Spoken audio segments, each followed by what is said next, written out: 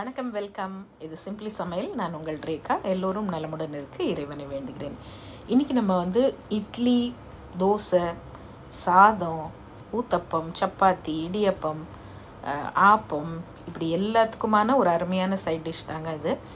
செட்டிநாட்டில், especially Karaikudi சைடில் ரொம்ப ஃபேமஸான வெங்காய கோஸ்மல்லி. ரொம்ப ஈஸியாக ஒரு 10 நிமிஷத்தில் செஞ்சிடலாம். இட்லி கூடவும் இல்லை, எல்லாத்துக்கு கூட சாப்பிடவும் ரொம்ப நல்லாயிருக்கும். காலையில் நீங்கள் டிஃபனுக்கும் செய்யலாம், டின்னருக்கு, லஞ்சுக்கு, எந்த டைம் வேணாலும் நீங்கள் இதை செஞ்சுக்கலாம். செய்கிற நேரம் 10 நிமிஷம் தான். நம்ம சேனலில் புதுசாக பார்க்குறவங்க, சேனல் உங்களுக்கு பிடிச்சிருந்ததுன்னா மறக்காமல் சப்ஸ்கிரைப் பண்ணிக்கோங்க. பெல் ஐக்கான் கிளிக் பண்ணிவிடுங்க.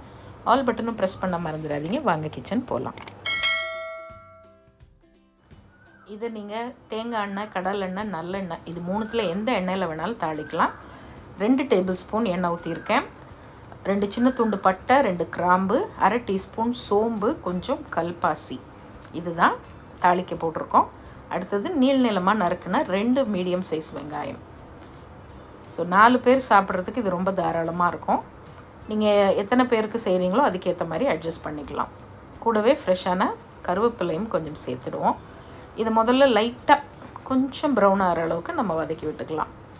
அதே மாதிரி 2 பழமான தக்காளி, அதையும் கட் பண்ணி வச்சுக்கிங்க. இப்போ வெங்காயம் இந்த அளவுக்கு வதங்கினதுக்கப்புறம் இதில் ஒரு 1/2 டீஸ்பூன் உப்பு சேர்த்துக்கிறேன். குருமாக்கும் இதுக்கும் ஒரு பெரிய வித்தியாசம் என்னென்னா, இதில் இஞ்சி பூண்டு பேஸ்ட் கிடையாது, பச்சை மிளகா கிடையாது, மிளகாத்தூள் கிடையாது. ஆனால் டேஸ்ட் ரொம்ப நல்லாயிருக்கும். இப்போ நல்ல பழமாக இருக்கணும் தக்காளி, அது ரொம்ப முக்கியம். 2 தக்காளி, அதையும் நீளமாக கட் பண்ணிக்கிங்க. இப்போ இந்த தக்காளியும் இந்த வெங்காயமும் நல்லா குழஞ்சி வதங்கி வரணும். இதில் மிளகாத்தூள் நம்ம சேர்க்க மாட்டோம். நான் செந்தூர் மல்லித்தூள் மட்டும் 1 டீஸ்பூன் சேர்க்குறேன். இந்த மல்லித்தோட வாசனை இதில் ரொம்ப நல்லாயிருக்கும். ஸோ இது நல்லா வதங்கி வர்றதுக்குள்ளே நம்ம ஒரு தேங்காய் பேஸ்ட் ஒன்று அரைச்சிட்டு வந்துடலாம். இந்த இன்க்ரீடியண்ட் லிஸ்ட் எல்லாமே நான் டிஸ்கிரிப்ஷன் பாக்ஸ்லேயும் கொடுத்துருப்பேன். அதே மாதிரி நம்ம செந்தூர் மசாலா வேணும்னு ஆர்டர் போடுறவங்களுக்கும் அதோட டீட்டெயில்ஸ் எல்லாம் டிஸ்கிரிப்ஷன் பாக்ஸில் இருக்குது. நீங்கள் ஒரு தடவை செக் பண்ணிக்கிட்டு உங்களுக்கு என்னென்ன மசாலா வேணும்னு உடனே ஆர்டர் போட்டுக்குங்க. உங்கள் வீட்டு சமையல் அதிக சுவையாகவும் சீக்கிரமாகவும் செஞ்சு முடிக்க நீங்கள் எல்லோரும் என்னை ரொம்ப நாளாக கேட்டுட்டு இருந்த என்னுடைய ஸ்பெஷல் செந்தூர் மசாலாஸ் இப்போ உங்களுக்காக தயாராக இருக்குது. தேர்ந்தெடுக்கப்பட்ட முதல் தரமான பொருட்களை கொண்டு ட்ரெடிஷ்னல் கிரைண்டிங் ப்ராசஸில் எங்கள் வீட்டுக்கு நாங்கள் எப்படி அரைப்போமோ அதே மாதிரி உங்களுக்காகவும் நானும் என்னுடைய குழுவும் சேர்ந்து செஞ்சுருக்கோம். அதோட டீட்டெயில்ஸ் எல்லாம் டிஸ்கிரிப்ஷன் பாக்ஸில் கொடுத்துருக்கேன். ஒரு 1/2 கப்பு துருவின தேங்காய், அதாவது அரை மூடியில் ஒரு பாதி அளவு துருவி எடுத்தால் கரெக்டாக இருக்கும் உங்களுக்கு. இது 4 பேர் சாப்பிட்ற குவான்டிட்டி. 1/2 டீஸ்பூன் சோம்பு, 1/2 டீஸ்பூன் கசகசா. நிறைய பேர் கசகசா விற்கிற விலையில் கசகசா போட சொல்கிறீங்களா அப்படின்னு கமெண்ட்டில் சொல்லுவாங்க. சில டிஷ்ஷஸ்க்கெலாம் கொஞ்சம் போடணுன்னா அது போட்டால் தான் உங்களுக்கு அந்த டேஸ்ட் கிடைக்கும். ஒரு 50 கிராம் மட்டும் வாங்கி வச்சுக்கிங்களேன். எல்லாத்துலேயும் போட வேண்டாம், தேவையானப்போ யூஸ் பண்ணிக்கலாம். இப்போது 1 டேபிள் ஸ்பூன் பொட்டுக்கடலை, அதாவது உடச்ச கடலைன்னு சொல்லுவாங்களே அது. அதே மாதிரி 1 டேபிள் ஸ்பூன் வேர்க்கடலை, நிலக்கடலை. இந்த வேர்க்கடலையும் பொட்டுக்கடலையும் சேரும்போது இதுக்கு ஒரு நல்ல சுவையும் நல்ல திக்னஸும் உங்களுக்கு கொடுத்துடணும். அதே மாதிரி நம்ம மிளகாத்தூள் போடல, காஞ்ச மிளகா, கொஞ்சம் காஷ்மீரி மிளகா போட்டிங்கன்னா நல்ல சிகப்பான அந்த கலரும் கிடைக்கும். ஒரு 4 மிளகா நான் சேர்த்துருக்கேன் மிதமான காரத்துக்கு. கொஞ்சமாக தண்ணி ஊற்றி இதை மாதிரி பேஸ்ட்டாக அரைச்சி வச்சுக்கலாம். இப்போ அதையும் இதில் போட்டு மீடியம் ஃப்ளேமில் வச்சுட்டு ஒரு 2 நிமிஷம் நல்லா இந்த மசாலா கூட சேர்த்து வதக்கி விட்டுடுவோம். ஸோ 2 நிமிஷம் வதக்கினா போகிறோம்.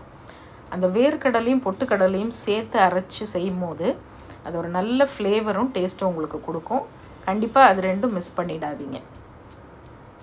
இப்போ நல்லா வதக்கி விடுவோம். 2 நிமிஷம் வதக்கும் போது கொஞ்சம் எண்ணெயெல்லாம் பிரிஞ்சு வந்துடும். அதுக்கப்புறமா நம்ம 2 கப்பு தண்ணி ஊற்றலாம். எப்பயுமே பச்சை தண்ணி ஊற்றாதீங்க. இது வதக்கும் போதே பக்கத்தில் கொஞ்சம் சுடுதண்ணி வச்சுடுங்க. ஸோ சுடுதண்ணி ஊற்றுறது தான் பெட்டர். இப்போ சுடுதண்ணி 2 கப் தண்ணி ஊற்றி நல்லா கலந்து விட்டுட்டு உப்பு காரமெல்லாம் கரெக்டாக இருக்கான்னு ஒரு தடவை செக் பண்ணிக்கிங்க. மிளகாய் நம்ம அரைக்கும் போது சேர்க்குற மிளகாய் உங்கள் காரத்துக்கு தகுந்த மாதிரி கூட்டவோ குறைக்கவோ செஞ்சுக்கலாம். அவ்வளோதான். ஒரே ஒரு நிமிஷம் கொதி வந்தால் போதும். அப்புறம் ஃப்ரெஷ்ஷான கொத்தமல்லியை தூவி ஜஸ்ட் ஒரு கொதி விட்டு இறக்கிட்டோம்னா ரொம்ப ரொம்ப அருமையாக இருக்கும். நான் சொன்ன மாதிரி இதில் பச்சை மிளகா கிடையாது, மிளகாய்த்தூள் கிடையாது, இஞ்சி பூண்டு கிடையாது. ஆனாலும் டேஸ்ட் ரொம்ப சுவையாக இருக்கும். இதே மாதிரி நீங்கள் செஞ்சு நான் இன்றைக்கி இதை இட்லிக்கு தான் செஞ்சுருக்கேன். காலையில் டிஃபனுக்கு அந்த இட்லியில் நல்லா ஊற்றி சாப்பிட்றதுக்கு ரொம்ப ரொம்ப அருமையாக இருக்கும். நீங்கள் சப்பாத்தி கூட சாப்பிட்டீங்களா, இல்லை ரைஸ்க்கு வச்சு சாப்பிட்டீங்களா? இதில் வந்து நீங்கள் முட்டையை வேக வச்சு கீரி உள்ளே போட்டிங்கன்னா ரைஸுக்கு மத்தியானத்துக்கு வச்சு சாப்பிடவும் ரொம்ப ரொம்ப டேஸ்ட்டாக இருக்கும். சப்பாத்திக்கு சாப்பிடவும் ரொம்ப நல்லாயிருக்கும். ஆப்பம், இடியாப்பம் எல்லாத்துக்கூடையும் இந்த ஒரு சைட் டிஷ் வந்து சூப்பராக செட் ஆகிடும். கண்டிப்பாக ட்ரை பண்ணி பாருங்கள். ரொம்ப ஈஸியாகவும் சீக்கிரமாகவும் செஞ்சு முடிச்சிடலாம். டீட்டெயில்ஸ் எல்லாம் டிஸ்கிரிப்ஷன் பாக்ஸில் இருக்குது. அதுலேயும் ஒரு தடவை செக் பண்ணிக்கிட்டு செஞ்சு பாருங்கள். நம்ம சேனலில் புதுசாக பார்க்குறீங்கன்னா மறக்காமல் சப்ஸ்கிரைப் பண்ணிக்கோங்க. ஃபேஸ்புக்லேயும் இன்ஸ்டாகிராம் பேஜ்லேயும் ஃபாலோ பண்ண மறந்துடாதீங்க. இன்னொரு ஃபேண்டாஸ்டிக் ரெசிபியோட பார்ப்போம்.